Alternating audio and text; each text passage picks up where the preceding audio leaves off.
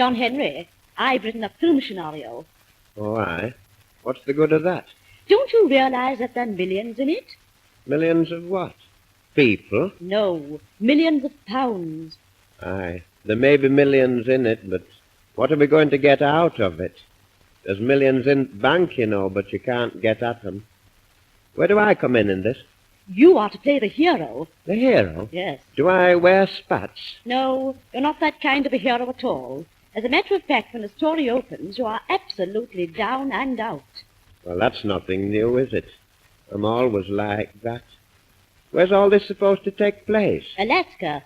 Ask who? Don't you know Alaska's a place? Is it a nice place? No, it's the stark and frozen north, a land of dreary desolation and biting blizzards, where there's perpetual ice and snow.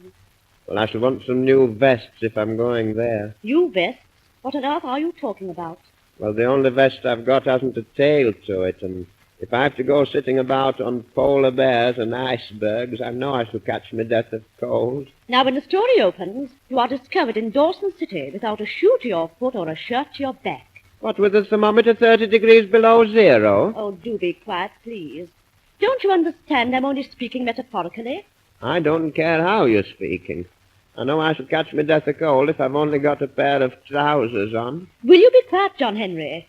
As I said, you are discovered in Dawson City, stripped of everything that makes life happy and respectable. You're not taking my trousers away now as well, are you? News comes through that gold has been discovered in the Klondike. You rush up to Maria, your sweetheart, and tell her you've decided to go, and passionately implore her to be true to you while you are away. This she promises to do, but your conversation is overheard by your rival, Antonio Magluski, who swears to follow you and murder you on the way. He doesn't catch me, does he? We'll come to that all in good time. It's because, Blossom, if there's going to be any nasty, dirty, sticky business like that, I'd rather be Antonio Magluski, if you don't mind. Don't interrupt. Turning yourself away from Maria, you set out on your 400-mile journey. How far? 400 miles. How do we go? By train? Train? There are no such things as trains in the Klondike. You walk. What, 400 miles? Oh, let me get on with the story. You set out on your 400-mile journey, dragging your heavy sledge behind you.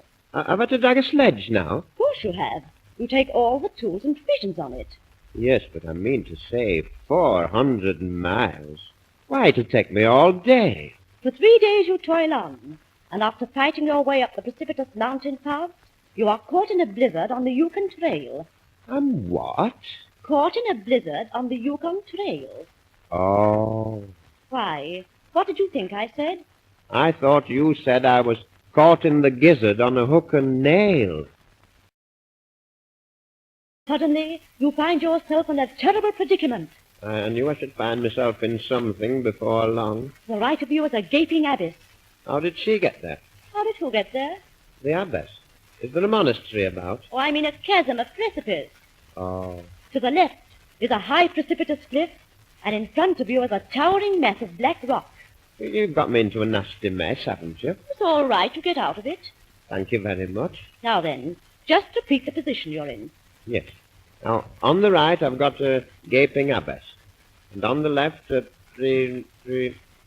cliff like you said. Precipitous. Yes. And in front of me, a mass of Blackpool rock. No, not Blackpool rock. A towering mass of black rock. Oh, I knew there was a tower in it somewhere. Well, what happens next? Staggering forward, in the last stages of exhaustion, your breath coming in little short pants. Am I wearing pants now? Oh, be quiet. You stumble across a deserted shack and crawl into it just as oblivion overtakes you. Who overtakes me? Oblivion. Oh, not Antonio Magluski. No, but he's close behind. Oh, heck. For 3 days you remain unconscious and only return to life to find your hated rival bending over you.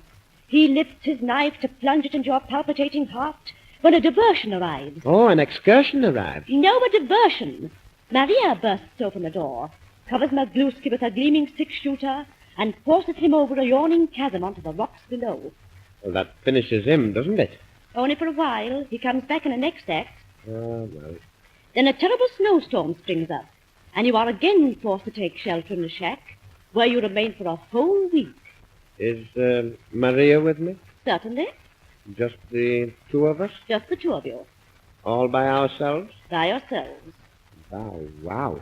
Well, do you think you could play this part, John Henry? Well, it all depends on who's going to play Maria. You're not going to play the part, are you, Blossom? Well, I did think of it. Oh, I shouldn't if I were you. You know, you've written all this junk, and you know what the doctor told you about not overtiring yourself. Perhaps you're right. Anyhow, I think I know of a very suitable young person who could play the part. Is she, married? Married? It won't make any difference if she is married, will it? No. Not so long as her husband isn't messing about. Well, she isn't married.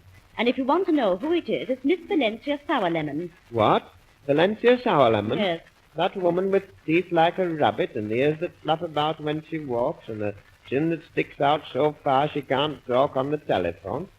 Blossom, if you think I'm going to be frozen to death in a pair of little Don't short listen to me. pants and walk 400 miles dragging a sledge and be cut to pieces by a man with a name like Antonio Magluski and then have to spend a week in a shack but with a John woman Henry. like that, well, you're jolly well mistaken. But listen to me. You've got a chance here. I'm not going to listen. I'd rather be bitten to death by mad caterpillars. I won't do it, Blossom. I've told you I won't do it.